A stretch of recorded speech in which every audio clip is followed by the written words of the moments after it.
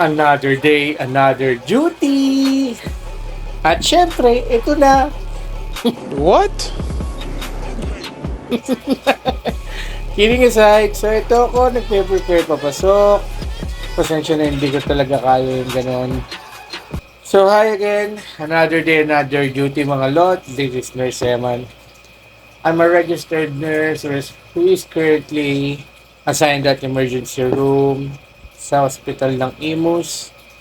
So I have my BLS and ACLS training. Well, we're trained to save lives and of course to prevent any further damage, lalo na yung mga dadalhin sa ER. So for today, papasok tayo. As you can see, pinapakita ko yung kanto namin kasi yung dating mayor na tumatakbong congressman is currently ito. Nagsasalita doon sa village namin. As you can see, ito nga, madadaanan ko. Ang daming tao, yung mga sasakyan na nakaharang, halos lahat Land Cruiser. Medyo masikip ang daan, pero syempre, papadaanin pa rin nila tayo dahil syempre nga katulad natin papasok. So right now, papasok tayo and night duty ako, 10 to 6 p.m. So what we're gonna talk about today is about dengue fever. So dengue fever is a viral infection that spreads that spreads from mosquitoes to people. It is more common in tropical and subtropical climates. And dengue fever is caused by a mosquito known as Aedes aegypti, as illustrated here. And syempre, dengue fever syndromes, ito naman yung may mga warning signs. This includes severe abdominal pain, persistent vomiting, fluid accumulation, mucosal bleeding, lethargy, and liver enlargement. So ito na nga ang mga different, o papakita ko sa inyo yung mga warning signs. I-illustrate ko lang dito. Alam mo ba, mahal mo na. Wala tayong magagawa, mahal mo na. Ba't adan? Ba't adan? So the best treatment for dengue fever focuses on supportive care, primarily hydration and pain relief. Actually, wala talagang gamot dito sa dengue fever syndrome. It is more on preventing complications. This involves yung adequate rest or pahinga, drinking plenty of fluids, and taking paracetamol, especially kapag naglalagnat ka. But when it comes to antibiotics, there is no certain antibiotics needed.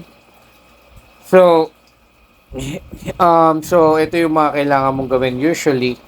Like we said, only acetaminophen or paracetamol is needed if you're having any dengue fever syndromes, and of course, preventing any further complications. So first, you should stay hydrated because dengue fever can cause dehydration. So it's crucial to drink plenty of fluids, plenty of rest. Resting allows the body to focus on fighting infection. Pain and fever relief, ayun na nga po, doon na pumapasok yung paracetamol. So paano, mamaya itutuloy natin to. Magde-drive muna ako. Tara, samahan niyo ako sa ride ko. Mukhang tayo'y inabutan sa gitna ng daan.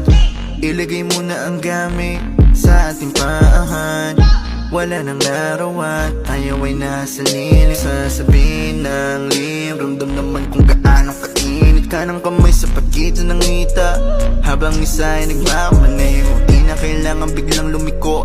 Ating igilid ng nakapreno, di makapigil, gusto ka ng bakain. Huli mang makarating, bigyan ng magandang gamit, tinanak ng salamin. Ikaw ang laman ng passenger seat, empty road, four-seater, para meron tayong space sa likod. Ating sulitin ang amok, magsisilbi na taklob. Ang iling di malagot na masilip sa loob ng aking BMW sedan. Fucking sa aking BMW sedan. Ang ilim di malagot na masilip sa loob ng aking BMW sedan. Sana all. Going back mga lot, for mild dengue fever treatment focuses on symptoms management with paracetamol for fever. Okay? Pain and plenty of fluids to prevent dehydration. And of course, dapat iiwasan din natin yung mga aspirin, ibuprofen, or any other medications that may cause bleeding complications. For mild cases, paracetamol is used to reduce fever and relieve pain. Fluids, of course, drinking plenty of fluids, like for water, electrolyte solution, or fruit juice is crucial. Again, sabi nga natin, para maiwasan ng dehydration. And of course, iwasan natin yung mga aspirin or any blood thinners. So, of course, syempre, yung iwasan natin yung mag-increase ng risk of any kind of bleeding doon sa pasyente. No? So, for severe cases, we need to have the patient be hospitalized. Then, kung hindi kaya ng oral intake, we need to have IV fluids, blood transfusion kung nagbi-bleed na yung pasyente, then check monitoring the vital signs, specifically blood pressure, then other supportive care like oxygen and other interventions as needed for the patient. So tara, short ride ulit. Samahan niyo ulit ako mga lot. Kahit anong pwesto, kung saan ka kontento, yung titik ko diretso lang sa'yo, habang binabayo. Pwede mag-take it slow, basta walang hihinto. Yung pawis saya, walang tumulo. Looking like a porn. Gusto ko lang na ungol mo, give me some more, more. Habang kulob, patayin mo na yung makina, yeah. Nang uminit pa, maakit ka na. Sige magalit ka, fuck me hard na ng passenger seat, empty road, 4-seater, para meron tayong space sa likod. Ating sulitin ang hamog, magsisilbi na taklo, ang iling di malagot, ang masinip sa... Mga lot, nakalagin na ako. Ito nga, mismo bay pa sa akin ng ambulansya, nagatid ng pasyente. So, magsisimula na tayo ng duty. Babalik ako ulit bukas na umaga. So, kita-kits mga lot. Wow naman! Wow! Wow! Sa loob ng aking BMW sa tantan. 1,000 years later. So, good morning mga lot. Ito na nga tapos na ang ating duty. Going back to the topic, dengue fever. So, prevention primarily involves preventing mosquito bites, as the disease is transmitted by infected Aedes mosquito. This can be achieved through personal protection measures. So, first, labok to eh. So, dapat meron tayong mosquito repellent, protective clothing, sleep under mosquito nets. Kung ayaw nyo naman, pwede kayong magkatol or other preventions para maiwasan o mabawasan yung mga lamok sa paligid nyo. Then, keep doors and windows screened. Then, sa kapaligiran nyo, eliminate standing water kasi alam naman natin dyan nag-debreed yung mga lamok. Cover water storages, clean up debris, remove any debris that could collect water, proper waste disposal. Then sa vaccination, meron tayong tinatawag na dengue vaccine.